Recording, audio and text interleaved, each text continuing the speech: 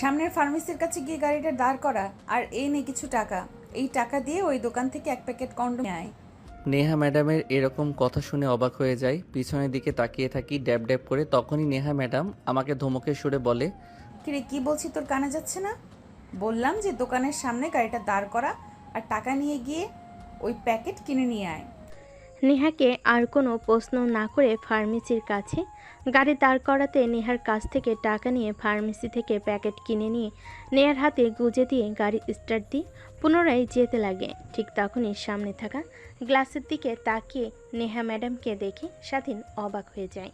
বুঝলাম না এনার আবার কি হলো।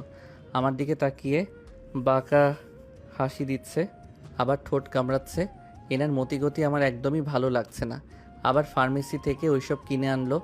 আল্লাহ, এবারের মতো আমাকে রক্ষা করো। তারপর গাড়ি এসে ব্রেক করে নেহার বাড়ির সামনে।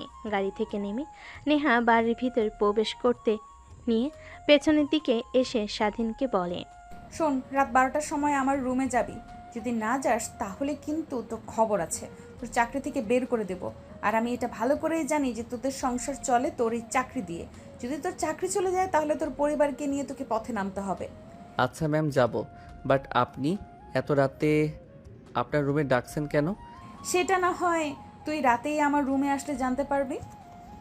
কথাটা বলে নেহা চলে যায় তার রুমে। কেন জানি স্বাধীনের তার বাবা মাকে দেখতে অনেক ইচ্ছে করে, তাই গাড়ি স্টার্ট দিয়ে পুনরায় তার বাসায় চলে যায়। বাসার সামনে গাড়ি রেখে ভেতরে প্রবেশ করতে দেখে তার মা রান্না করছে, পাশে তার ছোট বোন পড়ছে।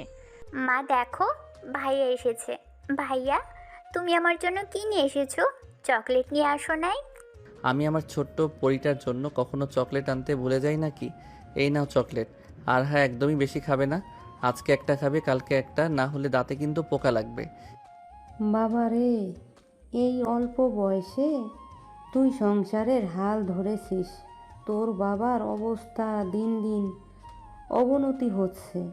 আজকে হসপিটালে নিয়ে গিয়েছিলাম।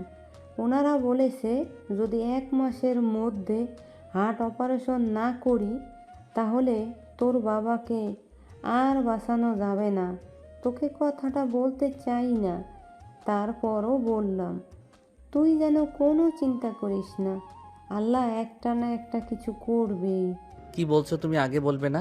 আমাকে অপারেশন করতে কত টাকা লাগবে? আর ডাক্তার তো বলল অনেক টাকা লাগবে, প্রায় 20 লক্ষ টাকার মতো। আমরা কিভাবে এত টাকা জোগাড় করব? এই সামান্য বাড়িটুকু আছে, এটা বিক্রি করে দিলে তাও 10 লক্ষ টাকার মতো হবে। বাকি টাকা কিভাবে জোগাড় করব রে বাবা? মা, আমি যে বাসাতে কাজ করি ওই স্যারটা অনেক ভালো, গরিবদের অনেক সাহায্য করে। ওনারা তো বাসায় নেই, কালকে আসবে। কালকে আসলে বলি আমাকে দেখি টাকা দেয় নাকি। যদি দেয় তাহলে তো অনেক ভালোই হয়, বাবার চিকিৎসাটা অন্তত করতে পারবো। তারপর স্বাধীন তার মায়ের সাথে আরও কিছু কথা বলে রুমের মধ্যে প্রবেশ করে। দেখে তার বাবা শুয়ে আছে। স্বাধীন তার বাবার পাশে গিয়ে বসে মাথায় হাত বুলিয়ে দিতে লাগে। ঠিক তখনই মিটমিট করে তাকায় স্বাধীনের বাবা। স্বাধীন মুচকি একটা হাসি দিতেই স্বাধীনের বাবা কান্না করে স্বাধীনের দুহাত জড়িয়ে ধরে বলে, বাবা, তুই প্লিজ আমাকে ক্ষমা করে দে। এই বয়সে তোর যেখানে লেখাপড়া করার কথা আর তুই করছিস চাকরি, আমাকে বাঁচানোর জন্য সংগ্রাম করছিস। প্লিজ আমাকে ক্ষমা করে দিস তুই। কি বলছো তুমি? আমার কাছ থেকে ক্ষমা চাইছো কেন? তুমি আমার বাবা, তোমাকে চিকিৎসা করার জন্য সংগ্রাম করব না তো অন্য কারোর জন্য? আর এসব কথা বলবে না। আর চিন্তা করো না, তুমি খুব দ্রুতই সুস্থ হয়ে উঠবে, আগের মতোই হাঁটা চলাফেরা করতে পারবে। তারপর স্বাধীন তার বাবার সঙ্গে বেশ কিছুক্ষণ কথা বলে খাবার দাবার খেয়ে গাড়ি নিয়ে সোজা নিহার বাসায় চলে আসে। তারপর পার্কিং লটে গাড়ি রেখে তাকে থাকার জন্য যে রুম দিয়েছে ওখানে চলে যায়। রুমিকে এপাশ ওপাশ করে ঘুমানোর চেষ্টা করে, কিন্তু তার দু চোখে ঘুম আসে না। রাত 12টার সময় নেহা যেতে বলেছে। কেন আর দোকান থেকে ওই প্যাকেট কিনলো কি দরকার? ও আবার যদি না যায় তাহলে এই চাকরি থেকে বের করে দেবে। এখন কি করবে? এই চাকরি অনাহারে জগতে চাকরি পাওয়া বড়ই দুষ্কর। ভাবতে ভাবতেই কোথা দিয়ে যে রাত 12টা হয়ে যায় স্বাধীন টেরই পায় না। ঠিক তখনই তার ফোনে কল আসে। ফোনটা হাতে নিয়ে দেখে নেহা ফোন করেছে। আসসালামু আলাইকুম ম্যাম। ওয়ালাইকুম আসসালাম। রুমে আয়। কিন্তু কেন এত রাতে আপনার রুমে যাব, কেউ দেখে ফেললে উল্টাপাল্টা কথা বলবে। তোকে যা করতে বলেছি করবি, না হলে সোজা আমার বাড়ি থেকে বের হয়ে যাবি, বুঝতে পারছিস তুই? স্বাধীন আর কোনো কথা না বলে রুম থেকে বের হয়ে গুটি গুটি পায়ে বড় বাড়ির ভিতরে প্রবেশ করে। তারপর নেহার রুমের সামনে চলে যায়। দরজার কড়া নাড়তেই ওপাশ থেকে নেহা বলে, ভেতরে আয়, দরজা খোলা আছে। ভিতরে প্রবেশ করে দেখে নেহা নেই। ওয়াশরুম থেকে পানি পড়ার শব্দ আসছে। স্বাধীন বুঝতে পারে নেহা ওয়াশরুমে গিয়েছে। স্বাধীন তাই সেখানেই দাঁড়িয়ে থাকে। প্রায় 5 মিনিট পর নেহা নাইট ড্রেস পরে ওয়াশরুম থেকে বের হয়। স্বাধীন নেহার দিকে তাকিয়ে অন্যদিকে চোখ ফিরিয়ে নেয়। তো নেহার শরীরে পোশাক পরা থেকে না পরাটাই ভালো। পুরো শরীরের প্রত্যেকটা অঙ্গ প্রত্যঙ্গ দেখা যাচ্ছে। ম্যাম, আপনি আমাকে এত রাতে আপনার রুমে আসতে বলেছেন কেন? যদি কেউ দেখে ফেলে তাহলে স্যার শুনলে আমাকে চাকরি থেকে বের করে দেবে। আরে এত ভয় পাচ্ছিস কেন? আসল কাজ তো শুরুই করিনি এখনো। আর চিন্তা করিস না, কেউ বাবা মাকে কিছু বলবে না, সবাই ঘুমিয়ে পড়েছে, শুধু আমি আর তুই বাদে। কথাটা বলেই নেহা স্বাধীনের কাছে চলে আসে। তারপর স্বাধীনের ঠোঁটে নেহা তার আঙ্গুল স্পর্শ করতে লাগে। স্বাধীন রীতিমতো ঘেমে একাকার হয়ে যায়। ম্যাম, এসব কি করছেন? প্লিজ আমাকে ছেড়ে দেন। আপনার মতলব আমার একদমই ভালো লাগছে না। তোকে কি ছেড়ে দেওয়ার জন্য ধরেছি আমি? যা করছি তুই দেখে যা আর রেসপন্স কর, না হলে তোর কিন্তু খবর আছে, এই বলে দিলাম। কথাটা বলে নেহা স্বাধীনের শরীরের বসনকাতর জায়গাগুলোতে স্পর্শ করতে লাগে। স্বাধীন পুতুলের মতো দাঁড়িয়ে আছে। কিরে তুই ছেলে মানুষ নাকি অন্য কিছু? আমি এত কিছু করছি তারপরও তোর কোনো রেসপন্সই দেখছি না। আচ্ছা ওয়েট, দরজা লাগিয়ে দিয়ে আসি, না হলে কেউ আবার দেখে ফেলতে পারে। তারপর নেহা কি দরজা লাগিয়ে দিয়ে আসে। স্বাধীন তখনও পুতুলের মতো সেখানে দাঁড়িয়ে থাকে। নেহা এসে স্বাধীনকে পিছন থেকে শক্ত করে জড়িয়ে ধরে ঘাড়ে অনবরত কিস করতে লাগে। ধ্যাৎ, আমি একটা মেয়ে, তোর এত কাছে আসছি আর তোর কোনো রেসপন্স নেই। দেখুন ম্যাম, আমি গরিব ঘরের ছেলে। আপনাদের অনেক টাকা পয়সা আছে, কিন্তু আমাদের টানে সামান্য কিছু টাকার জন্য আপনার বাসায় এসে কাজ করি। আর আপনি আমার সঙ্গে এই কাজ করতে পারেন না। স্যার ম্যাডাম আমাকে অনেক বিশ্বাস করে, আমি তাদের বিশ্বাসের বড় ক্লাবে করতে চাই না। প্লিজ আমাকে ছেড়ে দেন, আমি আমার রুমে যাব। দেখ, একদম না বোঝার মতো কথা বলবি না। মজা তুইও নিলে আমিও নিলাম, বিনিময়ে তোকে কিছু টাকাও দিলাম, সমস্যা নেই। নেহা টাকার কথা বলতে স্বাধীনে মনে পড়ে যায় তার বাবাকে চিকিৎসা করানোর জন্য অনেক টাকার প্রয়োজন। নেহাকে বলবে নাকি চিন্তা করতে থাকে। এটা দেখে নেহা বলে, কি ভাবছিস? দেখ, কেউ জানতে পারবে না, আমি আর তোর মধ্যে সীমাবদ্ধ হয়ে থাকবে, আর দুইজন অনেক এনজয় করতে পারবো। তোকে বিনিময়ে কিছু টাকাও দেব, তুই টেনশন নিস না, বাবা মা কেউ জানতে পারবে না। প্লিজ ম্যাম, আমাকে যেতে দিন। আমার বাবার চিকিৎসা করানোর জন্য অনেক অনেক টাকা দরকার, তাও আবার 1 মাসের মধ্যে।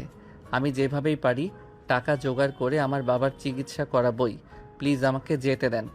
কথাটা বলে নেহার কাছ থেকে নিজেকে ছাড়িয়ে নেয় স্বাধীন। তারপর দরজা খুলে বাইরে বের হতে যাবে। ঠিক তখনই পেছন থেকে নেহা শার্টের কলার চেপে ধরে ঝাটকা টান দিতে স্বাধীন তাল সামলাতে না পেরে খাটের উপর গিয়ে পড়ে যায়। নেহা গিয়ে স্বাধীনের উপর বসে পড়ে। 2 হাত দিয়ে স্বাধীনের 2 হাত শক্ত করে ধরে ফেলে। আমার মনে আর দেহে আগুন লাগিয়ে দিয়ে তুই বাহিরে যাবি, তা তো আর হতে দেব না। আমাকে শান্ত করে তবেই যাবি, না হলে তোর খবর আছে। তুই যেহেতু কিছু করবি না, দেখ আমি কি করতে পারি। কথাটা বলে নেহা স্বাধীনের ঠোঁটের সঙ্গে ঠোঁট লাগিয়ে চুষতে লাগে। প্রায় 5 মিনিট পর নেহা স্বাধীনকে ছেড়ে দেয়। নিজেও হাঁপাতে লাগে, স্বাধীনও হাঁপাতে লাগে। তারপর স্বাধীনকে নেহা শক্ত করে জড়িয়ে ধরে বলতে লাগে, তুই কেন বুঝিস না? তোকে আমার খুব দরকার। আচ্ছা ওয়েট, তোর বাবাকে চিকিৎসা করানোর জন্য কত টাকা লাগবে? কেন, আপনি সেটা শুনে কি করবেন? বলতে বলেছি বলবি। এত রাগ দেখাচ্ছিস কাকে তুই? হ্যাঁ, ভুলে যাস না, আমি কিন্তু মারলে কি আর মেয়ে, তোকে চাইলে কিন্তু চাকরি থেকে বের করে দিতে পারি। 20 লক্ষ টাকা লাগবে, আর ভাবতেই পারতেছি না কিভাবে এই 1 মাসের মধ্যে 20 লক্ষ টাকা জোগাড় করব। তোর বাবার চিকিৎসা করানোর জন্য যত টাকা লাগবে আমি দেবো, বিনিময়ে তোকে আমার একটা কাজ করে দিতে হবে। নেহার মুখ থেকে এমন কথা শুনে স্বাধীন অবাক হয়ে যায়। নেহার দিকে প্রশ্নবোধক দৃষ্টি নিক্ষেপ করে বলে, আমি আমার বাবাকে বাঁচানোর জন্য যে কোনো কাজ করতে রাজি আছি। আপনি শুধু আমার বাবার চিকিৎসা করানোর জন্য 20 লক্ষ টাকা দিন। আপনি যদি বলেন আমার জীবন আপনাকে দিয়ে দিতে, সেইটাই দিয়ে দিব। তোর জীবন দিতে হবে না, তোর যৌবনটা আমাকে দিলেই চলবে। কথাটা বলে নেহা তার নিজের ঠোঁট কামড়াতে লাগে। স্বাধীন বুঝতে পারে নেহা কি বোঝাতে চাচ্ছে। আচ্ছা ম্যাম, এইসব করা তো একদমই শরীয়ত মোতাবেক হারাম। আর আপনি যেহেতু এত ইচ্ছে, স্যারকে বলুন আপনাকে বিয়ে দিয়ে দিতে। তখন স্বামীর সঙ্গে দিনরাত থাকতে পারবেন। লুকিয়ে লুকিয়ে এইসব করতে হবে না। ধ্যাৎ, তাহলে তো হয়েই গেল। আর একটা ছেলে কখনোই এক নারীতে আসক্ত হতে পারে না। যেরকম এক খাবার দিয়ে কখনোই খাওয়া সম্ভব না, ভিন্ন ভিন্ন দরকার। ঠিক এক এক সময় এক এক ছেলেকে টেস্ট করতে হয়, বুঝলি? আচ্ছা ম্যাডাম, আপনি এত বাজে দেখে তো একদমই ওই রকম মনে হয় না। ড্রিঙ্কস করেন, নেশা করেন, এটা কমন। কিন্তু এইসব আল্লাহ জানে কতটা ছেলের সঙ্গে শুয়েছেন। নেহার স্বাধীনের কথা শুনে কেন জানি ভীষণ রাগ উঠে যায়। নিজের রাগকে আর কন্ট্রোল করতে না পেরে ঠাস ঠাস করে স্বাধীনের গালে 2টা থাপ্পড় বসিয়ে দেয়। তারপর রাগের দৃষ্টিতে কিছুটা স্বাধীনের দিকে ঝুঁকে বলতে লাগে, দেখ, তোর কাছ থেকে কোনো কথা শুনতে আমি রাজি না। তোকে যা বলেছি করবি নাকি সেটা বল। না করলেও আমি জোর করে নিয়েই ছাড়বো।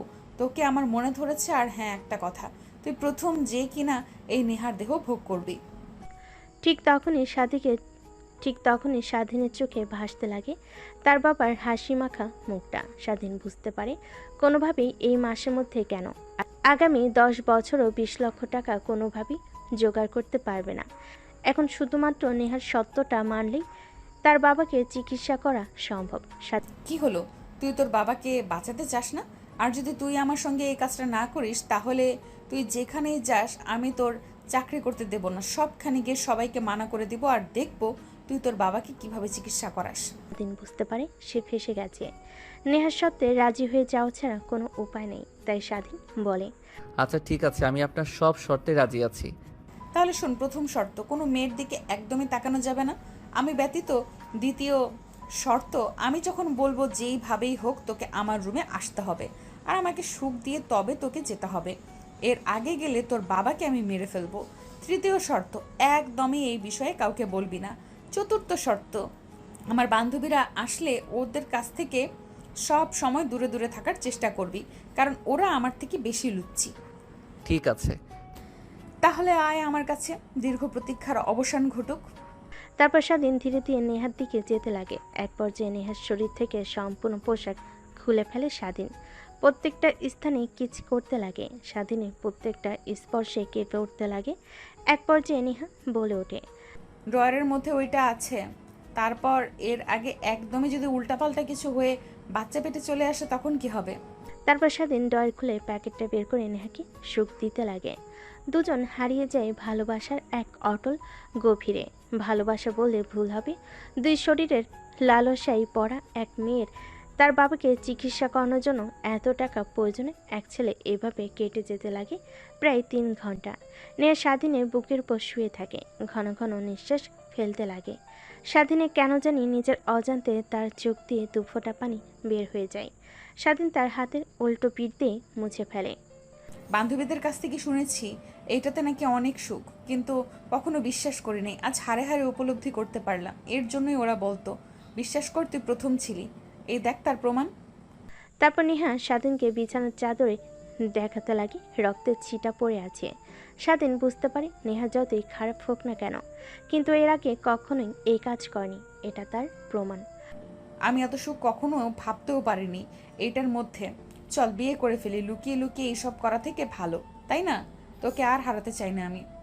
কথাটা শুনে স্বাধীন বাঁকে একটা হাসি দেয়। তারপর বুকের উপর থেকে নেহাকে সরিয়ে ফ্লোর থেকে শার্ট প্যান্ট তুলে পরিধান করে নেয়। তারপর নেহার সামনে দাঁড়িয়ে হাসতে হাসতে বলে, ম্যাম, আপনি বড়লোক আবার আদরের দুলালি, আর আমরা অনেক গরিব। আমি হয়তোবা আপনার দেহের লালসা কমাতে পারবো, কিন্তু আপনার চাহিদা না। আপনি প্রত্যেক দিন খরচ করেন 1 লক্ষ টাকার উপরে। আর জানেন, আমার 1 লক্ষ টাকা ইনকাম করতে 6 মাস লেগে যায়। আর হ্যাঁ, আপনার শর্তের কথা যেন মনে থাকে। আমার বাবার চিকিৎসা করাতে চেয়েছেন। মনে আছে কালকে সকালে তুই বলিস তোকে ব্যাংক থেকে টাকা তুলে দেব, আর যাস না? আর একবার চল না। স্বাধীন নেহার আর কোনো কথা না শুনে এক প্রকার দৌড়ে রুম থেকে বের হয়ে যায়। নেহা খাটের উপর শুয়ে থেকে স্বাধীনকে দৌড়ে রুম থেকে বের হয়ে যেতে দেখে হাসতে লাগে। তারপর খাট থেকে উঠে বিছানার চাদর সরিয়ে অন্য একটি চাদর পেরে ওয়াশরুমে চলে যায় ফ্রেশ হওয়ার জন্য। ফ্রেশ হয়ে রুমে এসে ঘুমিয়ে পড়ে। অন্যদিকে স্বাধীন নিজের রুমে গিয়ে ফ্রেশ হয়ে ঘুমিয়ে পড়ে। পরের দিন সকালবেলা স্বাধীনের ঘুম ভাঙে অনেক দেরিতে। শোয়া থেকে উঠে ব্রাশ হাতে নিয়ে টি শার্ট আর ছোট প্যান্ট পরে বাইরে চলে যায়, গাড়ি ধুতে লাগে। অন্যদিকে নেহা কফির মগ হাতে নিয়ে বেলকনিতে এসে দাঁড়ায়, স্বাধীনের দিকে অপলক দৃষ্টিতে তাকিয়ে থাকে। হঠাৎ স্বাধীনের নজর ওই দিকে যেতেই চোখ সরিয়ে নেয়। গাড়ি পরিষ্কার করে রুমে চলে আসে, ফ্রেশ হয়ে পোশাক পরিবর্তন করে বাইরে গাড়িতে বসে অপেক্ষা করতে লাগে, কারণ একটু পর নেহা কলেজে যাবে। যেই কথা সেই কাজ, নেহা বাহিরে আসে কলেজে যাওয়ার জন্য। আজকে অনেক লেট হয়ে গেল, একটু একটু তাড়াতাড়ি যাবি। ঠিক আছে ম্যাম। তারপর স্বাধীন গাড়ি স্টার্ট দিয়ে যেতে লাগে। নেহার কলেজের দিকে যাবার সময় স্বাধীন অনেকবার ব্যাক গ্লাসে লক্ষ্য করেছে নেহা তার দিকে তাকিয়ে থাকে। কলেজের বাইরে গাড়ি ব্রেক করতে নেহা থেমে যায়। শোন, 2টা ক্লাস করে বাসায় যাব, ভালো লাগছে না আমার। তুই এইখানেই অপেক্ষা করবি, কোথাও যেন না যাস, মনে থাকে যেন। ঠিক আছে ম্যাম। তারপর নেহা কলেজের ভিতর প্রবেশ করে। স্বাধীন সকালে না খাওয়াই অনেক ক্ষুধা লাগে, পাশে থাকা একটা দোকানে গিয়ে কলা পাউরুটি কিনে খেতে লাগে। অন্যদিকে নেহা কলেজে প্রবেশ করতে তার বান্ধবীরা নেহার দিকে এগিয়ে আসে। কিরে, কাজ হয়েছে কি? আর বলিস না, এত ভীতু যা বলার মতো না। হয়তো বা ওর প্রথম দিন ছিল, একটু খুব একটা মজা নিতে পারে নাই, রাখ সেই সকল কথা। চল ক্লাসরুমে যাই। দেখ, তোর আনন্দ ফুর্তি করা শেষ হয়ে গেলে আমাকে দিবি, আমি একদম পার্মানেন্ট করে রাখবো। খুব পছন্দ হয়েছে আমার। তোর বাবার যদি ড্রাইভার প্লাস বডিগার্ড না হতো, তাহলে আমি আমার বাসায় ওকে রেখে দিতাম ড্রাইভার হিসেবে। ওকে বাবা, তোদের কথা মাথায় থাকবে আমার। তারপর নেহার বান্ধবীরা নেহাকে অনেক কথা বলতে লাগে। অন্যদিকে নেহার অনেক রাগ হতে লাগে আর বান্ধবীর কথা শুনে কিন্তু কিছুই বলে না। দেখতে দেখতে 2টা ক্লাস শেষ করে বাইরে চলে আসে। নেহার সব বান্ধবীরা নেহার সামনে বসতে যাবে, এর আগে নেহার আরেকটা বান্ধবী সামনে বসে পড়ে। নেহা বলতে গিয়েও কিছু বলতে পারে না। তারপর স্বাধীনকে রেস্টুরেন্টে যেতে বলে নেহার বান্ধবী। গাড়ির বক্সে গান লাগিয়ে নাচতে লাগে। অন্যদিকে স্বাধীন ড্রাইভিং করছিল মন দিয়ে। ঠিক তখনই পাশ থেকে নেহার বান্ধবী স্বাধীনের পায়ের উপরে অনেকবার হাত রাখে, বারবার স্বাধীন সরিয়ে দিল মানে না। নেহা এইটা দেখে অনেকটা রেগে যায়, কিন্তু কাউকেই কিছু বুঝতে দেয় না। রেস্টুরেন্টের সামনে গিয়ে গাড়ি ব্রেক করতে নেহা আর তার বান্ধবীরা সবাই বের হয়ে খাবার খেতে লাগে। তারপর খাওয়া দাওয়া করে সবাই যে যার বাসায় চলে যায়। নেহাকে নিয়ে স্বাধীন নেহার বাসার দিকে রওনা হয়। রাস্তার মধ্যে স্বাধীন ড্রাইভিং করতে করতে নেহাকে বলে, ম্যাম, সাথী ম্যামকে আর সামনে বসতে দিবেন না। ড্রাইভিং করতে অনেক ডিস্টার্ব করে। উনি শুধু আজকে নয়, পড়ার সময় উনি সামনে বসে আমার পায়ে হাত রাখে, অনেক বাজে বাজে ইশারা করে। আর ম্যাম, আপনি যে বললেন আমার বাবার চিকিৎসা করানোর জন্য টাকা দেবেন ব্যাংক থেকে তুলে। নেহার কথা মতো স্বাধীন ব্যাংকের সামনে গাড়ি ব্রেক করে। নেহা ব্যাংকের ভিতর ঢুকে প্রায় 20 মিনিট পর হাতে একটা ব্যাগ নিয়ে বের হয়। স্বাধীনের দিকে এগিয়ে দিয়ে বলে, ঠিক আছে, ওকে বলে দেব তোর সঙ্গে আর যেন ওই ব্যবহার না করে। আর সামনের ব্যাংকটাতে ব্রেক কর, তোকে টাকা উঠিয়ে দিচ্ছি। এই ব্যাংকের ভেতরে 20 লক্ষ টাকা আছে, তোর বাবাকে চিকিৎসা করাবি। আর শোন একটা কথা, তোকে যে আমি এতগুলো টাকা দিয়েছি কেউ যেন জানতে না পারে। ঠিক আছে ম্যাম, আপনি অনেক বড় উপকার করলেন আমাকে। আচ্ছা ম্যাম, আপনাকে একটা কথা বলি, রাগ না করলে। আচ্ছা বল, রাগ করব না। আপনি তো পারলেই আমাকে এমনিতে এতগুলো টাকা দিতে পারতেন, তাহলে অযথা অবৈধ সম্পর্ক করার মানে কি ম্যাডাম? দেখেন, আমি টাকা পাওয়ার পর এটা বোঝাতে চাচ্ছি না যে আপনার শর্ত মানতে নারাজ, কিন্তু একটা কথাই বলবো, এই পৃথিবীতে চিরকাল বাঁচবেন না, একদিন না একদিন মরে যেতে হবে। তখন আল্লাহর কাছে গিয়ে কি জবাব দেবেন? স্বাধীনের কথা শেষ না হতেই স্বাধীনের ফোন বেজে ওঠে। মায়ের নাম্বার দেখে নেহার কাছ থেকে পারমিশন নিয়ে রিসিভ করে কানের কাছে ধরতে ওপাশ থেকে কান্নার কণ্ঠ শুনতে পায়। স্বাধীন তড়িঘড়ি করে গাড়ি ব্রেক করে নেহার সিট বেল্ট পরে, তেমন কিছু হয় না। বাবা, কই তুই? তোর বাবা কেমন যেন করছে, বুকে 2 হাত দিয়ে চেপে ধরেছে আর নিঃশ্বাসটি নিতে কষ্ট হচ্ছে তার। প্লিজ বাসায় আয়।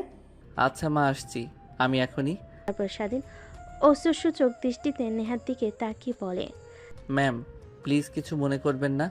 আপনি কি হেঁটে বাসায় যেতে পারবেন? আমার বাবা অনেক অসুস্থ, তাকে নিয়ে এখন যদি হাসপাতালে না যাই তাহলে মারা যাবে সে। অনুগ্রহ করে যদি আপনাদের গাড়িটা আমাকে দিতেন তাহলে বাবাকে হাসপাতালে ভর্তি করে আপনার বাড়িতে গাড়ি দিয়ে আসতাম। প্লিজ ম্যাম, না বলবেন না। এই অল্প সময়ের মধ্যে আমি অ্যাম্বুলেন্স কিংবা গাড়ি জোগাড় করতে পারবো না। আরে না, সমস্যা নেই, চল আমিও যাব তোর সঙ্গে তোর বাড়িতে। তোর বাবাকে হসপিটালে ভর্তি করে তবে তোর সঙ্গে বাসায় ফিরবো। তারপর স্বাধীন তার চোখের পানি মুছে গাড়ি স্টার্ট দিয়ে চড়ে যেতে লাগে তার বাড়ির দিকে। একটু পর স্বাধীন বাসায় চলে আসে। দরজা দিয়ে ভিতরে ঢুকে স্বাধীন তার বাবাকে পা জকলা করে বাইরে নিয়ে আসে। তারপর গাড়ির ভিতর বসিয়ে দিয়ে স্বাধীন মা তার বাবাকে জড়িয়ে ধরে স্বাধীন তার ছোট বোনকে যাওয়ার সময় বলে, বোন, তুই থাক, আর বাবাকে নিয়ে চিন্তা করতে হবে না। আমি বাবার অপারেশনের জন্য টাকা জোগাড় করেছি। তুই বাড়িটার দিকে একটু লক্ষ্য রাখিস। একটু পরে এসে তোকে হসপিটালে নিয়ে যাব আমি। স্বাধীনের কথা শুনে তার ছোট বোন মাথা ইশারা দিয়ে হ্যাঁ বোঝায়। তারপর স্বাধীন গাড়ি স্টার্ট দিয়ে চলে যায় সোজা হসপিটালে। স্বাধীন গাড়ির পিছন থেকে তার বাবাকে বের করে সোজা আইসিইউতে চলে যায়। ভিতরে ভর্তি করে দিয়ে অপারেশন করার জন্য টাকা কাউন্টারে জমা দিয়ে দেয়।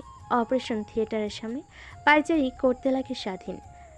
5 ঘন্টা পর আইসিইউর রুমের মধ্যে থেকে একটা ডাক্তার বেরিয়ে আসে। স্বাধীন তড়িঘড়ি করে ডাক্তারের কাছে গিয়ে বলে, আঙ্কেল, আমার বাবা এখন কেমন আছে?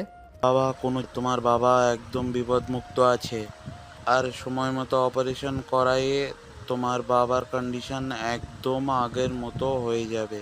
কোনো টেনশন করো না। আর একটু পর তুমি আমার কেবিনে আসো, কিছু মেডিসিনের নাম লিখে দিই, ওইগুলো সময় মতো খাওয়ালে আশাবাদী তোমার বাবা খুব শীঘ্রই সুস্থ হয়ে যাবে। ডাক্তারের কথা শুনে স্বাধীনের অনেক ভালো লাগে। তার নিজের দেহ দিয়ে যদি তার বাবাকে সুস্থ করতে পারে, এটা তার কাছে অনেক কিছু। ঠিক তখনই মনে পড়ে যায় নেহার কথা। 5 ঘন্টা হলো বাইরে বসে আছে। দৌড়ে বাইরে চলে যায়। দেখে নেহা এখনো গাড়ির মধ্যে বসে আছে।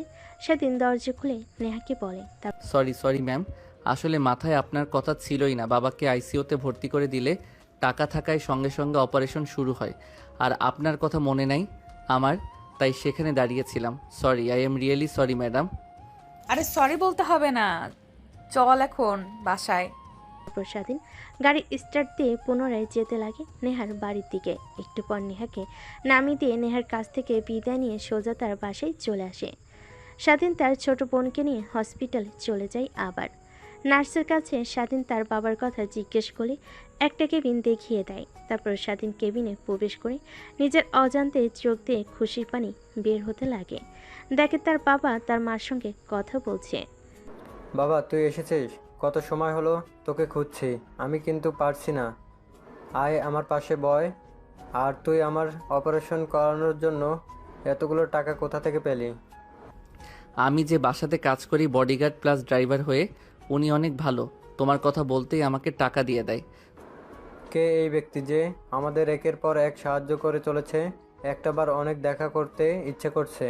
তুমি সুস্থ হও বাবা, তোমার সঙ্গে আমি দেখা করিয়ে দিব। আচ্ছা ওয়েট, তুমি থাকো, আমি ডাক্তারের কাছ থেকে কিছু ওষুধ লিখে দিব বলেছিল, ওইটা নিয়ে আসি। আর তোমার খারাপ লাগলে তখন আর আমাকে বলবো, হ্যাঁ? তারপর স্বাধীন রোজা ডাক্তারের কেবিনে চলে যায়। ডাক্তারের কাছ থেকে প্রেসক্রিপশন নিয়ে বাইরে চলে আসে। স্বাধীন তার বাবার জন্য ওষুধ, কিছু ফলমূল আর তাদের খাওয়ার জন্য বিরিয়ানি নিয়ে হসপিটালে আসে। স্বাধীন অনেক দিন পর তার বাবার সঙ্গে মন খুলে গল্প করছে। কতদিন হলো যে এভাবে কথা বলে না। দেখতে দেখতে কোথা দিয়ে যে সময় পেরিয়ে যায় সেদিকে স্বাধীনের কোনো খেয়ালই নেই। রাত যখন প্রায় 9টা, তখন তার ফোন বাজতে লাগে। কেবিন থেকে বের হয়ে ফোনটা হাতে নিয়ে দেখে নেহা ম্যাম ফোন করেছে। স্বাধীন ফোনটা রিসিভ করে বলতে লাগে, আসসালামু আলাইকুম ম্যাম। ওয়ালাইকুম আসসালাম। কোথায় তুই? আর তোর বাবা এখন কেমন আছে? জি ম্যাম, বলবো। এখন অনেকটাই সুস্থ। আর যদি আপনি না থাকতেন তাহলে আমার বাবার চিকিৎসা করাতে পারতাম না। অনেক অনেক ধন্যবাদ ম্যাম আপনাকে। ধন্যবাদ দিতে হবে না, তোকে যা বলেছি শুধু সেই শর্তগুলো মেনে চললেই হবে। ও আচ্ছা, তাহলে আমাকে বাসায় আসতে হবে আপনার। ওয়েট, একটু পর বাবার কাছ থেকে বিদায় নিয়ে আসছি। কথাটা বলে স্বাধীন ফোন রেখে দেয়। নেহা ওই পাশ থেকে হ্যালো হ্যালো বলতে লাগে। নেহার অনেক রাগ হয়, কিন্তু কিছুই বলে না। একটাবার আগে আসুক, তারপর ওর ব্যবস্থা করবে। এসবই ভাবছে বেলকনিতে দাঁড়িয়ে। কফির মগ হাতে নিয়ে আকাশের দিকে তাকিয়ে স্বাধীন কেবিনে প্রবেশ করে। তার বাবা মার সঙ্গে আরও কিছুক্ষণ আড্ডা দিয়ে বিদায় নিয়ে বাহিরে চলে আসে। তারপর স্বাধীন গাড়ি নিয়ে হাসপাতাল থেকে বের হয়ে সোজা নেহার পাশে চলে আসে। পার্কিং লটে গাড়ি রেখে স্বাধীন তার রুমে যায় ফ্রেশ হওয়ার জন্য। ফ্রেশ হয়ে পোশাক পরিবর্তন করে অপেক্ষা করতে লাগে রাত 12টা হবার। 12টা বাজার সঙ্গে সঙ্গে স্বাধীন মেন দরজা দিয়ে ভেতরে প্রবেশ করে। তারপর সোজা নেহার রুমের সামনে চলে যায়। দরজায় কড়া নাড়তেই দরজা খুলে যায়। স্বাধীন আর অনুমতি না নিয়ে ভিতরে প্রবেশ করে। দরজা লাগিয়ে যে পিছনে ফিরবে অমনি নেহা স্বাধীনকে ঠাস ঠাস করে 2টা থাপ্পড় লাগিয়ে দেয়। এই জন্যই তোর মতো ছোট লোকের বাচ্চাদের মাথায় তুলতে চাইনি। সামান্য ছাড় দিছি আর মাথায় উঠে বসছিস, তাই না? আমার অনুমতি না নিয়ে তুই রুমে প্রবেশ করলি কেন? আর তোর সাহস কি করে হয় আমার কথা শেষ না হতেই ফোন রেখে যাস? কি ভাবছিস তুই তোর সঙ্গে ভালো ব্যবহার করছি দেখে তুই পার পেয়ে যাবি? না মানে ম্যাম সরি, তখন ওইভাবে কথা বলার জন্য আর অনুমতি না নিয়ে আসার জন্য। হয়েছে, এখন আর তোর কোনো কথাই শুনতে চাচ্ছি না। আমি রুম থেকে বের হয়ে চলে যা। স্বাধীন মাটির দিকে তাকিয়েছিল, হঠাৎ নেহার দিকে তাকিয়ে দেখে ওই দিনের মতো পাতলা নাইট ড্রেস পরে আছে। ভিতরে সব কিছুই দেখা যাচ্ছে। কেন যেন স্বাধীনের অনেক লোভ হতে লাগলো। ধীরে ধীরে স্বাধীন নেশার ঘরে তলিয়ে যেতে লাগলো, যে নেশা নারীর। এই কুত্তার বাচ্চা, কি বলছি তোর কানে যাচ্ছে না? তোকে রুম থেকে চলে যেতে বলেছি, আবার আমার দিকে এইভাবে তাকিয়ে আছিস? তুই আমার কেনা গোলাম, এখন থেকে তোকে যখন যা বলবো তাই করবি, আমার পারমিশন মতো চলবি। তোকে কি ফোন করে আসতে বলেছি আমি? তুই আমার রুমে এসেছিস? নেহার কথাগুলো যেন স্বাধীনের কান অব্দি পৌঁছালো না।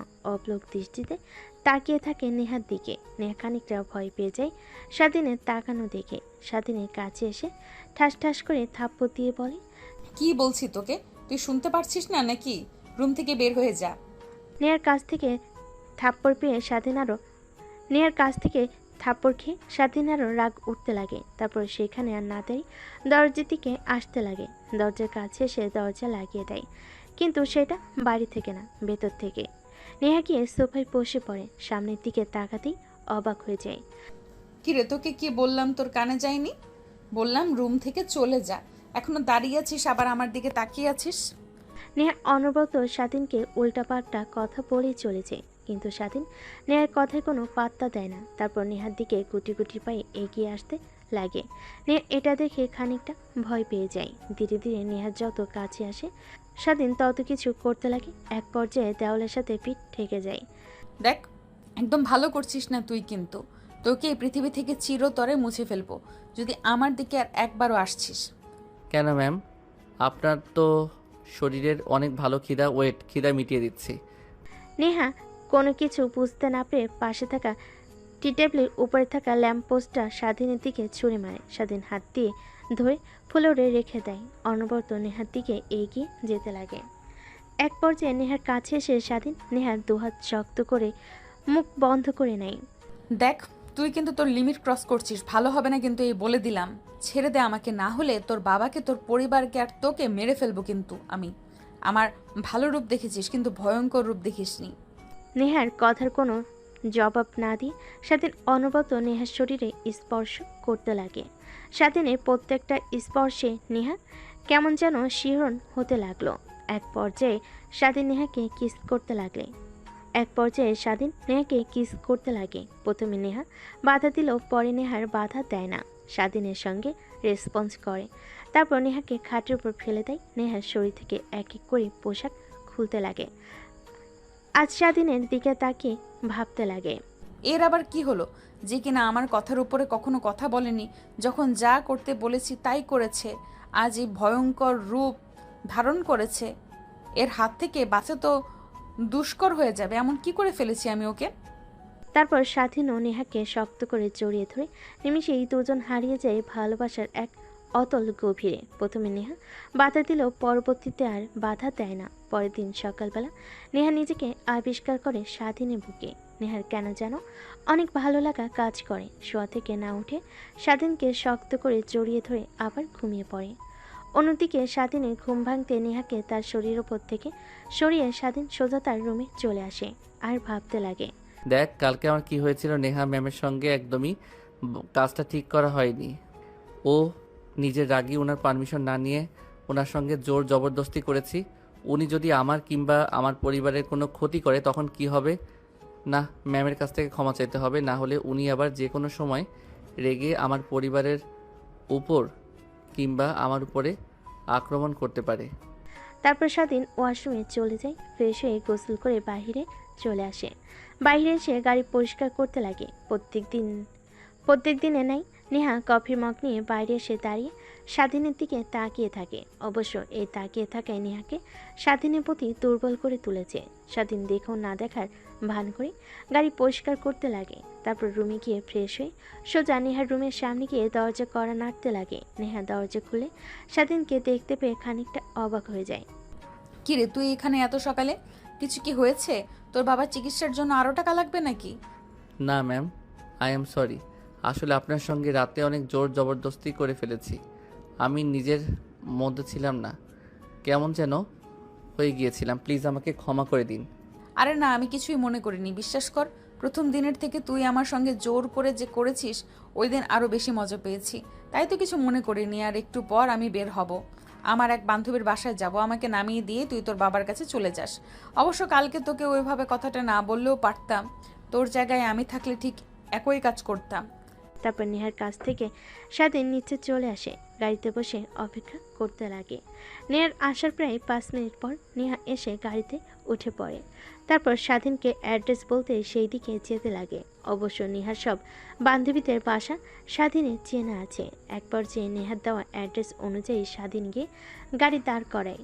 নেহা গাড়ি থেকে বের হয়ে স্বাধীনকে বলে, যা, আর আমি যখন ফোন করব তখন এই লোকেশনে আবার চলে আসবি। তারপর স্বাধীন গাড়ি স্টার্ট দিয়ে চলে যায় হসপিটালে তার বাবার কাছে। অন্যদিকে নেহা তার বান্ধবীর বাসে গিয়ে বান্ধবীদের সঙ্গে আনন্দ করতে লাগে। ঠিক তখনই নেহার বান্ধবী নেহাকে বলে, কিরে, তোর কেনা গোলামের কি খবর? আজকে তো বাইরে তোর জন্য অপেক্ষা করতে দেখছি না, কই গিয়েছে? আরে, তোকে ফোন করে বললাম না ওর বাবার চিকিৎসার জন্য টাকা লাগবে 20 লাখ, আমি ওটা দিয়েছি। আর ওকে বলেছি আমি যখন যা বলবো তখন সে করবে। এতে ছেলেটাও রাজি হয়ে গিয়েছে। একটা কথা কি জানিস, ছেলেটার মধ্যে কিছু তো একটা আছেই। কেন জানি দিন দিন ওর প্রতি দুর্বল হয়ে যাচ্ছি। আগে ওকে দেখলে অনেক রাগ হতো আমার, কিন্তু এখন ওকে না দেখলে কেমন যেন লাগে। মনে হয় এক নজর না দেখতে পারলে আমার বুকটা ফেটে যায়। আরে মামা, বুঝতে পারছিস না? এইটাই তো ভালোবাসার প্রথম ধাপ। তার মানে তুই ওই ছেলেটাকে ভালোবেসে ফেলেছিস? আমি আবারও ভালোবাসা অসম্ভব। জীবনে একজনকেই ভালোবেসে অনেক কষ্ট পেয়েছি, দ্বিতীয়বার পেতে চাই না আমি। এর থেকে এইভাবেই দিব্যি চলে যাব। আরে, যার জন্য আশা, কই ওকে আসতে বলিসনি? ওর সারপ্রাইজগুলো রেডি করে চল। আসলে নেহার বান্ধবীর জন্মদিন আজ, তাই তাকে সারপ্রাইজ দেওয়ার জন্য সবাই মিলে নেহার এক বান্ধবীর বাসায় এসেছে, সব কিছু রেডি করছে। অন্যদিকে স্বাধীন হসপিটালে গিয়ে তার বাবা মা আর বোনের সঙ্গে কথা বলতে লাগে। এইভাবে অনেকটা সময় পার হয়ে যায়। অন্যদিকে নেহা তার বান্ধবীদের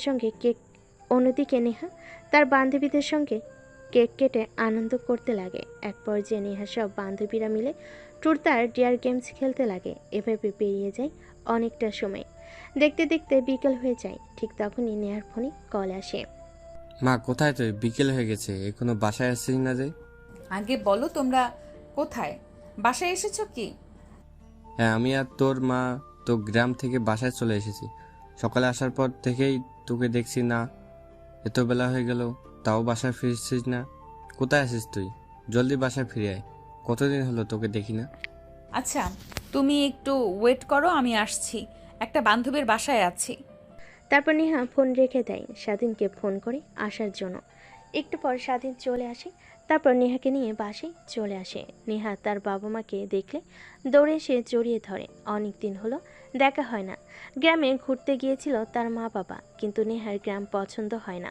আর কলেজে কিছুদিন পর এক্সাম, তাই থেকে যায় শহরে। জানিস তোর নানু ভাই, দাদু ভাই, নানি দাদি কত তোকে মিস করছে। প্রত্যেক দিন তোর কথা বলেছে, তোর সঙ্গে কত কথা বলার চেষ্টা করছে, কিন্তু গ্রামে নেটওয়ার্কের সমস্যা, তোকে ফোন করতে পারিনি আমি। তুমি সবাইকে ঢাকায় নিয়ে আসলেই তো পারো, সবাই একসঙ্গে সপরিবারে থাকতাম। তুই ভেবেছিস বলিনি? কতবার করে বলছি কিন্তু কেউ ঢাকায় আসবে না, গ্রামে তাদের ভালো লাগে, গ্রামের মায়া ত্যাগ করতে পারে না। তাই আমিও আর কিছু বলি না। বাদ দে, কেমন আছিস তুই? একদম শুকিয়ে গিয়েছিস, ঠিকমতো খাওয়া দাওয়া করিসনি বুঝি চলে যাওয়ার পর থেকে। কি বলো বাবা তুমি? তারপর নেহা তার বাবার সঙ্গে কথা বলতে লাগে। স্বাধীন পাশে দাঁড়িয়ে থাকে। নেহার বাবার স্বাধীনের দিকে নজর যেতেই বলে, তা বাবা কেমন আছো তুমি? আমি যাওয়ার পর তুমি আমার মেয়েকে খেয়ালে রেখেছো এই তো ভালোভাবে? জি স্যার। পাশ থেকে নেহা আনমনি ভাবতে লাগে। তার বলতে বাবা, আচ্ছা বাবা থাকো, রুমে যাই, ফ্রেশ হয়ে আসি। সে সকালে বের হয়েছি, আজকে একটা বান্ধবীর বার্থডে ছিল, ওখানে গিয়েছিলাম। তারপর নেহা তার রুমে চলে যায়। স্বাধীন নেহার বাবার সঙ্গে বেশ কিছুক্ষণ কথা বলতে লাগে। তারপর বাড়ির বাইরে এসে তার থাকার রুমে চলে যায় ফ্রেশ হওয়ার জন্য। স্বাধীন রুমে গিয়ে বিথায় ঘুমানোর চেষ্টা করে, কিন্তু দুচোখে ঘুম ধারা দেয় না। এভাবে বেশ কিছুক্ষণ পেরিয়ে যায়। মাঝরাতে হঠাৎ ফোন বাজতে লাগে। স্বাধীন দেখে বুঝতে পারে নেহা ছাড়া আর কেউ ফোন করেনি এখন। আসসালামু আলাইকুম ম্যাম, এত রাতে ফোন করেছেন কেন? কি দরকার? কি দরকার তুই জানিস না? জলদি আমার রুমে আয়। দেখুন ম্যাম, এই কয়েকদিনে তো স্যার ছিল না, তাই যেতে পেরেছি, কিন্তু আজকে আঙ্কেল আন্টি এসেছে, যদি ওনারা দেখে ফেলে তখন কি হবে? প্লিজ বোঝার চেষ্টা করুন। আমি যা বলেছি তাই কর, না হলে তুই কিন্তু সকালে আর সূর্য দেখতে পারবি না। কথাটা বলি নেহা এক প্রকার রাগ দেখিয়ে কল কেটে দেয়। স্বাধীন ভাবতে লাগে যদি আঙ্কেল আন্টি কোনোভাবে দেখে ফেলে তাকে। নেহার রুমে কিংবা নেহার রুমের দিকে যাচ্ছে, তাহলে তার অবস্থা শেষ করে ফেলবে, চাকরি থেকে বের করে দেবে। ভাবতে লাগে কি করবে। বাইরে এসে নেহার রুমে বারান্দার কাছে এসে দেখে পাইপ। তারপর পাইপে নেহার বারান্দার উপরে উঠে পড়ে। অন্যদিকে নেহা ড্রেসিং টেবিলের সামনে বসে থেকে চুল আঁচড়াচ্ছিল আর গুনগুন করে গান গাইছিল। স্বাধীন বেলকনি থেকে নেহার দিকে অপলক দৃষ্টিতে তাকিয়ে থেকে ভাবতে লাগে, কি অদ্ভুত চেহারা, মায়াবী তার চাহনি, কেন এই কাজ করতে হবে? সে চাইলেও তো হাজার আমার থেকে সুন্দর ছেলে তার পিছু পিছু ঘোরে, তাদেরকে বিয়ে করে নিতে পারে, তারপরে আমাকে কেন? কতগুলো ভাবতে ভাবতে নেহার কোমরের দিকে নজর যায়। অপলক দৃষ্টিতে তাকিয়ে থাকে। অন্যদিকে নেহা আয়নার দিকে তাকিয়ে স্বাধীনকে পিছনে দেখতে পায়। ভয় পেয়ে পিছনে তাকায়। কিরে তুই রুমের মধ্যে কখন আসলি? আর ব্যালকনিতে কেন, কিভাবে গেলি তুই? পাইপ বেয়ে উপরে উঠছি, না হলে যদি আঙ্কেল আন্টি দেখতে পেত তাহলে কি করতো আমার? এর জন্য দ্বিতীয় পন্থা। ভালো করেছিস, আয় আমার কাছে। কথাটা বলে নেহা ড্রেসিং টেবিলের সামনে থেকে স্বাধীনের কাছে চলে যায়। স্বাধীনের কলার চেপে ধরে নিজের কাছে নিয়ে এসে ফিসফিস করে বলতে লাগে, ভেবে নিয়ে যে বাবা দেখে ফেললো আমাদেরকে এক রুমে, তখন কি হবে ভাবতে পারছিস? কি আর হবে, আপনাকে কিছুই বলবে না, আমাকে মেরে বাড়ি থেকে বের করে দেবে। কিন্তু আমি আর তোকে ছাড়ছি না। এই যে শক্ত করে জড়িয়ে ধরেছি, আজীবন ধরে রাখতে চাই। থাকবি তো আমার সাথে নাকি? নেহার কথা শুনে স্বাধীনের মুখে বাঁকা হাসি রেখা টেনে বলে, ম্যাম, আমি হয়তো আপনার দেহে লালসা দমাতে পারবো, কিন্তু আপনাকে বা গরিব ঘরের ছেলে আমি আপনাকে ভরণ পোষণ করার মতো সামর্থ্য আমার নেই। আপনি কি ভাবছেন তা বুঝতে পারছি, আমি কিন্তু সেই ভাবনাটা একদম মাথা থেকে ঝেড়ে ফেলেন না, না হলে আপনার এই ক্ষতি হবে। আর আমি তো আপনাকে কথা দিয়েছি যে আপনি যখন যা বলবেন তাই করব, তারপরে মিথ্যা কোনো সম্পর্কে মরে জড়াবেন আপনি। আমার কিছু লাগবে না, তোকে লাগবে। এই অল্প কিছু দিনে বুঝতে পেরেছি, হারে হারে টের পেয়েছি। চল আমরা কালকে বিয়ে করে ফেলি, এইটা আমাদের জন্য ভালো হবে। তখন আর লুকিয়ে লুকিয়ে দেখা করতে হবে না আমাদের। হা বাদ দিন ম্যাম, এখন যার জন্য ডেকেছেন সেইটা করেন। কথাটা বলে স্বাধীন নেহাকে শক্ত করে জড়িয়ে ধরে এক এক করে নেহার শরীর থেকে কাপড় খুলতে লাগে। স্বাধীন কেন জানি স্বাধীনের প্রত্যেকটা স্পর্শে কেঁপে কেঁপে উঠতে লাগে। আজকে তো প্রথম নয়, তারপর কেন এমন লাগছে। তার পরপরই স্বাধীন নেহাকে নিয়ে খাটের উপর পড়ে যায়। নিমিষেই হারিয়ে যায় দুজন ভালোবাসার অতল গভীরে। অন্যদিকে নেহার বাবা রাতের অনেক পানি পিপাসা লাগে। টেবিলের উপরে গ্লাস ফাঁকা দেখে পানি নেওয়ার জন্য নিচে নামতে লাগে। নেহার রুমের কাছে আসতেই গোংরানোর শব্দ শুনতে পায়। নেহার বাবা নেহার রুমে আরেকটু কাছে গিয়ে দরজার সঙ্গে কান লাগিয়ে স্বাধীন আর নেহার ফিসফিসে কথা শুনতে পায়। নিমিষে নেহার বাবা রেগে লাল হয়ে যায়, যেন স্বাধীনকে সে কাছে পেলে কাছে চিবিয়ে খাবে। তারপর নিচে চলে যায় পানি খাওয়ার জন্য। পানি খেয়ে নিচে বসার রুমে বসে অপেক্ষা করতে লাগে স্বাধীনে আসার। অনেকক্ষণ সময় পার হয়ে গেলেও স্বাধীনের নাম গন্ধ নেই। তাই নিচে আর না বসে থেকে নেহার রুমের দিকে অগ্রসর হয়। নেহার রুমে গিয়ে দরজায় কড়া নাড়তে লাগে। কোন দিকে স্বাধীন ক্লান্ত হয়ে নেহার উপরে শুয়েছিল। ঠিক তখনই দরজার কর্নারে ধ্যান ভেঙে যায় দুজনেই। তারপর তড়িঘড়ি করে নেহার উপর থেকে উঠে পড়ে স্বাধীন। ফ্লোর থেকে প্যান্ট আর শার্ট নিয়ে পরিধান করে নেয়। নেহ তাড়াতাড়ি পোশাক পরে নেয়। দরজার কাছে গিয়ে স্বাধীন বেলকনির পাইপ দিয়ে নেমে যেতে বলে দরজা খুলে দেয়। হাম ফালাতে ফালাতে নেহা তার বাবাকে বলে, কি হয়েছে বাবা? এত রাতে তুমি? কি কোনো সমস্যা হয়েছে? আরে না মা, কিছুই হয়নি। ঘুমা, এমনি দেখলাম ঘুমিয়েছিস কি না তুই। কথাটা বলে নেহার বাবা নেহার রুমে উকি মারে। দেখে নেহার কাঁথার অবস্থা এলোমেলো। নেহার বাবা বুঝতে পারে, তাই নেহার রুমের সামনে থেকে চলে আসে। তার রুমে গিয়ে বেলকনিতে দাঁড়ায়। ঠিক তখনই দেখতে পাই স্বাধীন নিচ দিয়ে হেঁটে যাচ্ছে। নেহার বাবার অনেক রাগ হয়, কিন্তু বুঝতে দেয় না। নেহা দরজা আটকে স্বস্তির একটা নিঃশ্বাস ফেলে এভাবে পেরিয়ে যায় রাতটা। পরের দিন সকাল হতেই নেহার বাবা তার রুম থেকে বের হয়ে বাইরে চলে আসে। স্বাধীন গাড়ি পরিষ্কার করছিল। ঠিক তখনই পাশ থেকে নেহার বাবা পত্রিকা হাতে নিয়ে পড়তে পড়তে স্বাধীনকে উদ্দেশ্য করে বলে, একটা জিনিস কি, আমি ছোট থেকে কখনো কাউকে অবহেলা করিনি, সবাইকে ভালোবেসেছি। তোমাকে বিশ্বাস করে আমার বাড়িতে থাকতে দিয়েছি। একটা কথা মনে রাখবে, কখনো তোমার বিশ্বাসে অমর্যাদা করো না, তাহলে ওই দিনেই হবে তোমার শেষ দিন। কথাটা মনে রেখো। আর শুনলাম তোমার বাবা নাকি অসুস্থ, চিকিৎসা করানোর জন্য অনেক টাকা লাগবে। তুমি নাকি চিকিৎসা করিয়েছো, এত টাকা কোথা থেকে পেয়েছো তুমি? নেহার বাবার কথা শুনে স্বাধীন আমতা আমতা করে বলে, না মানে আঙ্কেল, মানে মানে করতে হবে না, যা সত্যি তাই বলো। আমি সত্যিকে অনেক ভালোবাসি, কিন্তু মিথ্যা কথা একদমই সহ্য করতে পারি না। মানে স্যার, নেহা ম্যামকে কথাটা বলতেই আমাকে টাকা দেয়, কিছু শর্ত দেয়, সেটা না বলি। সেই টাকা দিয়ে বাবার চিকিৎসা করেছি। নেহা ম্যাডাম বলেছে আমি এই বিষয়টা কাউকে যেন না বলি। আচ্ছা যাও, ঠিক আছে, আমি কাউকেই বলবো না। তারপর নেহার বাবা রুমের মধ্যে চলে যায়। ভাবতে লাগে স্বাধীনকে চাকরি থেকে বের করে দেবে কিনা। কিন্তু তখনই তার পরিবারের কথা মনে আসে। স্বাধীন একমাত্র পরিবার চালানোর জন্য টাকা উপার্জন করে, তাকে যদি বের করে দেয় তার পরিবার পথে এসে নামবে। এইসব ভাবতে লাগে। ঠিক তখনই নেহার মা পিছন থেকে বলেন, আসো, খাবার রেডি করছি। আর এমনিতেও ডাক দাও, খাবার খেয়ে যা, মেয়েটা এত বেলা অবধি ঘুমায়।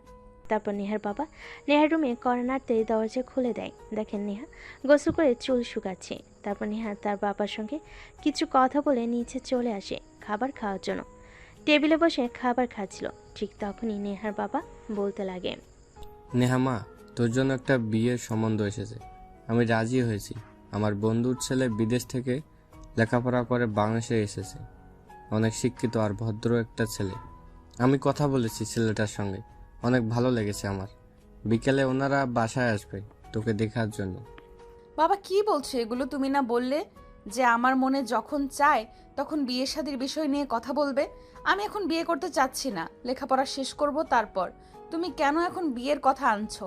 আর সামনের মাসে তো আমার এক্সাম শুরু হবে, তাহলে এই সপ্তাহ থাকা এখন আর হচ্ছে না। দেখ, আমি আমার বন্ধুকে কথা দিয়েছিলাম যে তার ছেলে বিদেশ থেকে আসলে তোর আর ছেলেটার সঙ্গে বিয়ে দিয়ে দেবো। তাই আর বেশি দিন অপেক্ষা করতে চাচ্ছি না। আমার বন্ধুর বাড়ি থেকে তোদের কলেজ অনেক কাছে, তোর কোনো অসুবিধা হবে না। কিন্তু আমি এখন বিয়ে করব না, সাফ সাফ বলে দিলাম। তারপরেও যদি তোমরা এই বিষয়টা নিয়ে সামনে এগো তাহলে আমাকে হারিয়ে ফেলবে তোমরা। কথাটা বলে নেহা খাবারের প্লেট ফ্লোরে ছুঁড়ে মারে। তারপর খাবারের টেবিল থেকে উঠে তার রুমে চলে যায়। নেহার মা নেহার বাবাকে উদ্দেশ্য করে বলে, কি হয়েছে তোমার? নেহাকে বিয়ে দিয়ে দেওয়ার জন্য এত উঠে পড়ে লেগেছো কেন? মেয়েটা তো এখনো অনেক ছোট, সবেমাত্র ইন্টার থার্ড ইয়ারে লেখাপড়া করছে। আর একটু লেখাপড়া করুক, আর একটু ম্যাচিওর হোক, সংসারের কিছুই বুঝবে না এখনো। তুমি তো তোমার মেয়ের দিকে কোনো নজর রাখো না, রাতে কি করে সে জানো? তারপর নেহার বাবা নেহার মাকে শুরু থেকে শেষ পর্যন্ত বলে তার মেয়ের কুকর্মের কথা। এখন বলো, এই বিষয়টা যদি বাইরে জানাজানি হয়ে যায় তাহলে আমাদের কি হবে? মান সম্মান ধুলে মিশে যাবে। সামান্য একটা বডিগার্ড হয়ে আমার মেয়ে, আমার বলতেও লজ্জা লাগে। স্বাধীনকে তো কখনো এরকম মনে করিনি। অনেক ভালো ছেলে, আমার সামনে আসলে সব সময় মাটির দিকে তাকিয়ে থাকতো। ওর নজরে কখনো আমি কুদৃষ্টি দেখিনি। কিন্তু কেন এমনটা করলো? এর মাঝে তোমার মেয়ের নিশ্চয়ই কোনো ষড়যন্ত্র আছে। না হলে ছেলেটাকে চাকরি থেকে বের করে দেওয়ার ভয় দেখিয়েছে, না হলে অন্য কিছু। স্বাধীনের বাবা অসুস্থ হয়তো বা ওনার চিকিৎসা করানোর জন্য টাকা দিয়ে স্বাধীনকে কিনে নিয়েছে। আমার মনে হয় কি ছেলেটাকে যদি বুঝিয়ে বলি তাহলে নিশ্চয়ই বুঝতে পারবে। রাতে তুমি একটাবার ওকে রুমে আসতে বলো আমাদের, তারপর ওকে বোঝালে ঠিকই বুঝতে পারবে। তাই করতে হবে, তারা ছাড়া দ্বিতীয় কোনো উপায় দেখছি না আমি। তারপর নিহা রেগে রুমে চলে যায়। পোশাক পরিবর্তন করে কাঁধে ব্যাগ নিয়ে কলেজে যাওয়ার জন্য বাইরে চলে আসে। স্বাধীনকে ফোন করতে স্বাধীন খাবার খাওয়া বাদ দিয়ে হাত ধুয়ে চলে আসে গাড়ির কাছে। দরজা খুলে দিতে নেহা ভিতরে প্রবেশ করে। স্বাধীন গাড়ি স্টার্ট দিয়ে কলেজের দিকে যেতে লাগে। কলেজে যাব না, কাজী অফিসের দিকে চল। ঠিক আছে, কিন্তু ম্যাম কাজী অফিসে যাবেন কেন? কারোর কি বিয়ে? হ্যাঁ, বিয়ে আমার আর তোর। হ্যাঁ, ভালো কি? কথাটা বলে স্বাধীন জোরে সোরে গাড়ি ব্যাক করে। নেহা তার হাত দিয়ে কপাল বাঁচিয়ে নেয়। স্বাধীন পিছনের দিকে তাকিয়ে বলে, ম্যাম কি বলছেন এসব? মাথা ঠিক আছে আপনার? আমি সামান্য একটা ছেলে আর আপনি মালিকের মেয়ে। এই সম্পর্কটা কখনো মানার নয়। আর আঙ্কেল আন্টি শুনতে পারলে অনেক কষ্ট পাবে তারা, প্লিজ না। আজ পর্যন্ত আমি যা চেয়েছি তাই পেয়েছি। তুই জানিস আমার বিয়ে ঠিক করেছে বাবা তার বন্ধুর ছেলের সঙ্গে। আমি তোকে ছাড়া অন্য কাউকে বিয়ে করতে পারবো না। তুই আমার প্রথম, তো তুই আমার শেষ। ম্যাম এখন আপনি আবেগের মধ্যে আছেন, যখন আবেগ ফুরিয়ে যাবে তখন আবার ঠিক হয়ে যাবেন। আমি বলি কি, এই বিষয়টা নিয়ে এখন না ভাবাই উচিত। চলেন বাসায় যাই। বাসায় গিয়ে আপনি রেস্ট নেন, তারপর না হয় ভেবে নিয়েন। ভাবা ভাবি শেষ। তোকে যা করতে বলেছি তাই করবি। কাজী অফিসে যাবি, আমাকে বিয়ে করবি।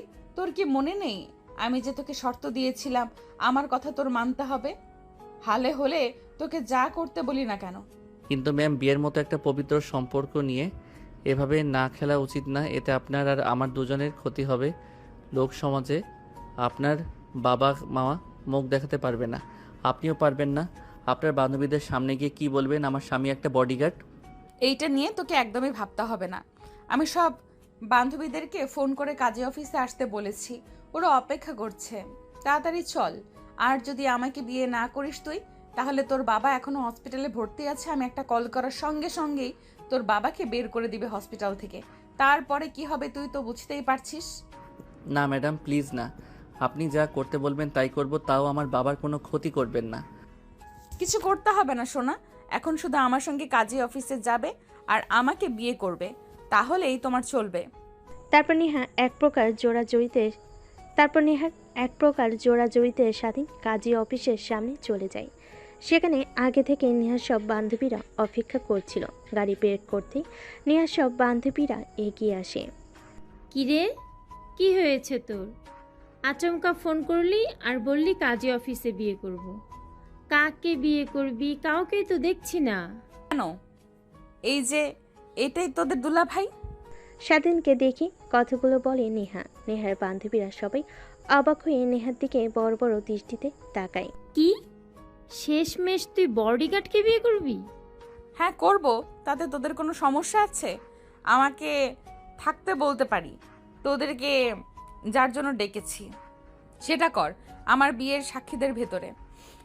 তারপর নেহা স্বাধীনের হাত ধরে কাজী অফিসের মধ্যে চলে যায়। নেহার বান্ধবীরা নেহার পিছন পিছন কাজী অফিসে প্রবেশ করে। তারপর বিয়ের কার্যক্রম শেষ করে স্বাধীনকে কবুল বলতে বলে কবুল বলে না।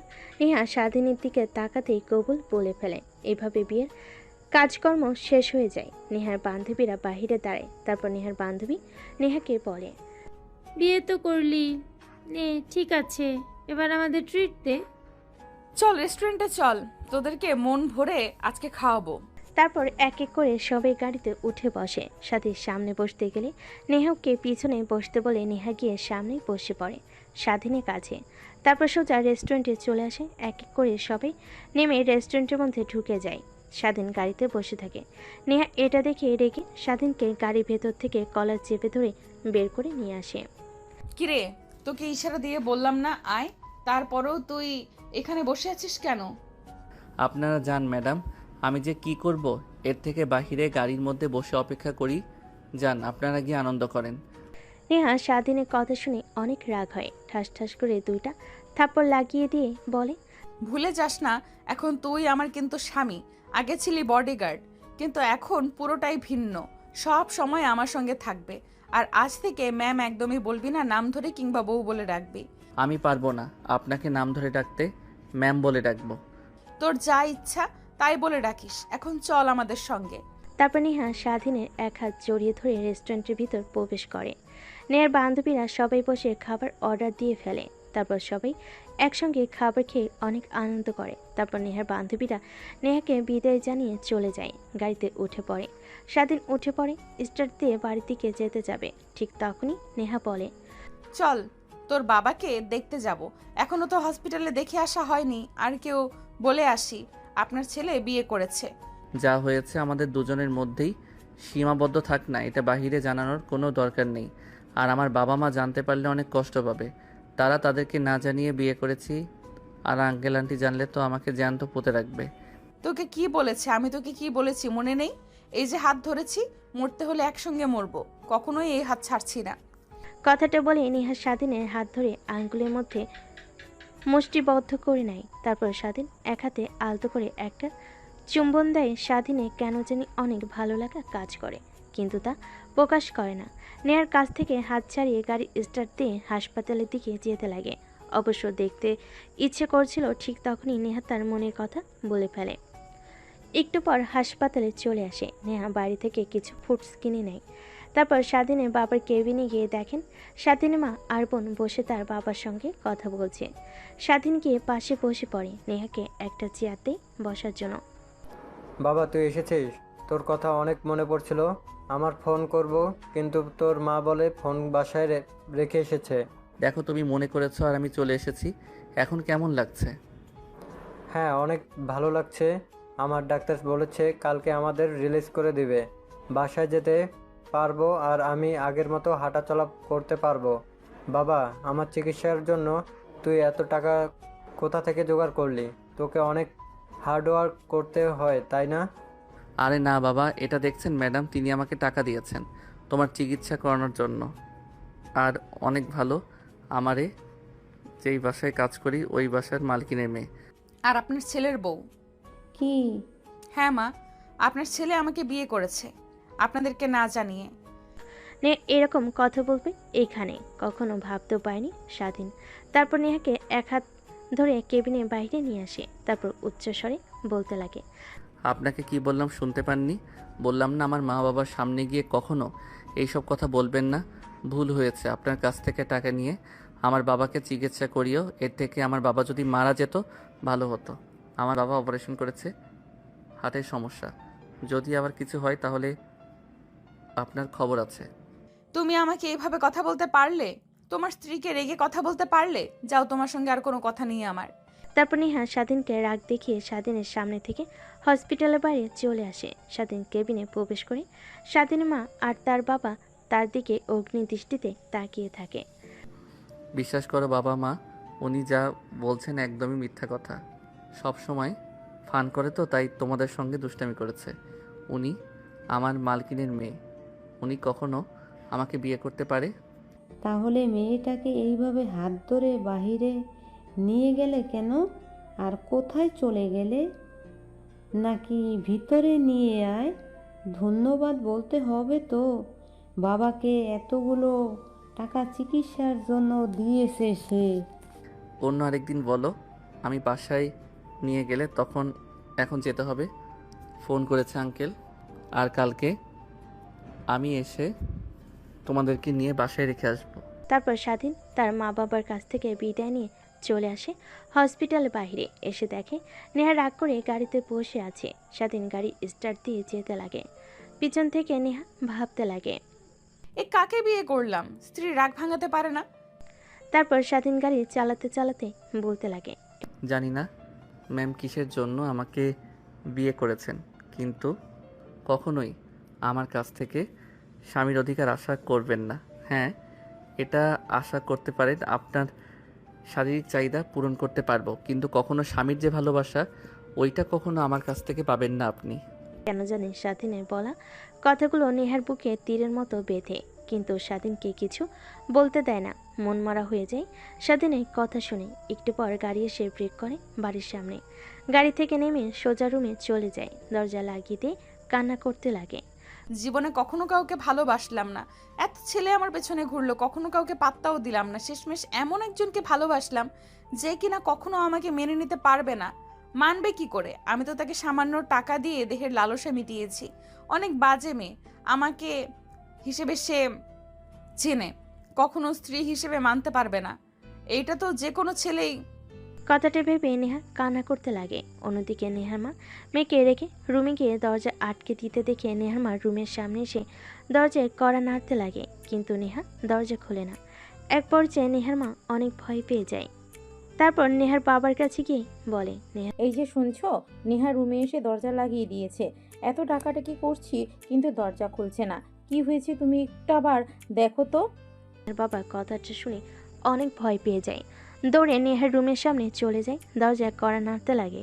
ওই পাশ থেকে নেহা নিজেকে সামলে নিয়ে বলে, আমি একদম ঠিক আছি, তোমরা যাও, আমাকে একটু একা থাকতে দাও।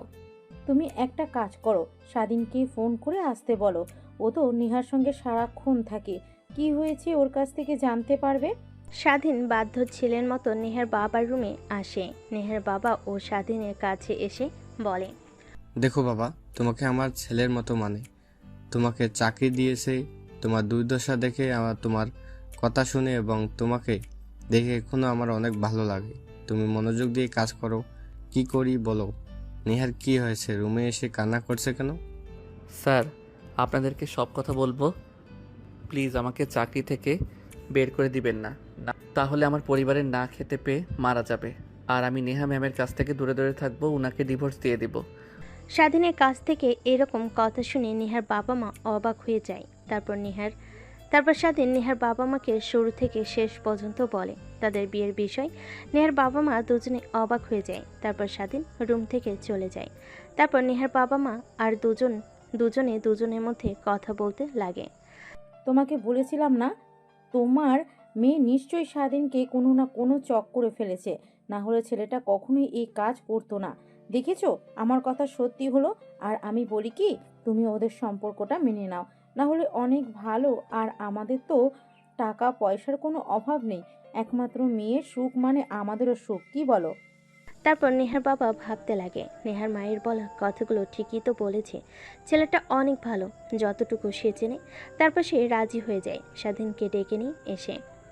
দেখো বাবা, তোমরা যা করছো একদম ঠিক করো নাই।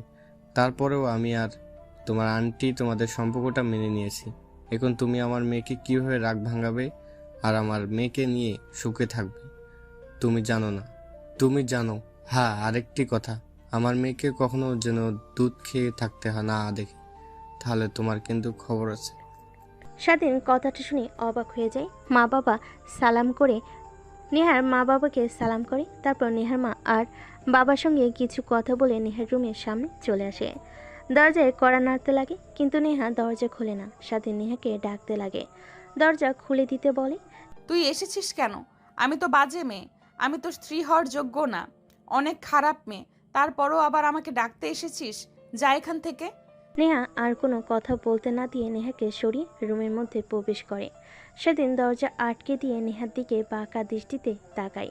এটা দেখে নেহা অবাক হয়ে যায়। স্বাধীনকে দেখে রেগে বলতে লাগে, দেখ, আমি কিন্তু চিৎকার দেব, বাবা মা কিন্তু নিচে বসে আছে, ওনারা যদি শুনতে পায় আর তোকে যদি দেখে আমার রুমে, তাহলে তোকে মেরে ফেলবে। তুই যা, রুম থেকে বের হ। ওনারাই তোমার কাছে পাঠিয়েছে আমাকে। মানে? নেহাকে আর কোনো কথা বলতে না দিয়ে স্বাধীন নেহাকে শক্ত করে জড়িয়ে ধরে তারপর ঠোঁটের সঙ্গে ঠোঁট লাগিয়ে চুষতে লাগে। প্রায় 5 মিনিট পর নেহাকে নিয়ে খাটের উপর পড়ে যায়। নেহা স্বাধীনের বুকের উপর থেকে মাথা তুলে বলে, ড্যাব ড্যাব করে তাকিয়ে থাকে। এটা দেখে স্বাধীন বলতে লাগে, আঙ্কেল আন্টিকে সব কথা বলে দিয়েছি। তারা প্রথমে অনেক রাগ হয়, হয়তোবা পরবর্তীতে তারা আমাদের সম্পর্কটা মেনে নেয়। আর আরেকটি কথা, তোমাকে অনেক অনেক ভালোবাসি সেই প্রথম থেকেই, কিন্তু কখনো বলতে পারিনি। আমার আর তোমার সম্পর্কের মধ্যে অনেকটা তফাৎ ছিল, কিন্তু এখন বলতে আর কোনো তফাৎ নেই। তার মানে তুমি আমাকে ভালোবাসতে, তাহলে প্রকাশ করনি কেন? ওই যে দুইজনের মধ্যে শক্ত একটা প্রাচীর ছিল, তাই কিছু বলতে পারিনি। তা এখন আমার বাবুর মায়ের কি রাগ ভাঙছে? না, ভাঙেনি। বাবুর মায়ের বাবু লাগবে, যত দ্রুত পারো বাবুর মাকে বাবু এনে দাও। কথাটা বলে স্বাধীনের বুকের মাঝে আর নেহা মুখ লুকায়। উপর থেকে সরিয়ে জড়িয়ে ধরে হারিয়ে যায় ভালোবাসার এক অতল গভীরে, যেখানে তারা বাবু প্রস্তুত করছে। আর জানতে হবে না আপনাদের, বিয়ে করেন তারপর জানতে পারবেন।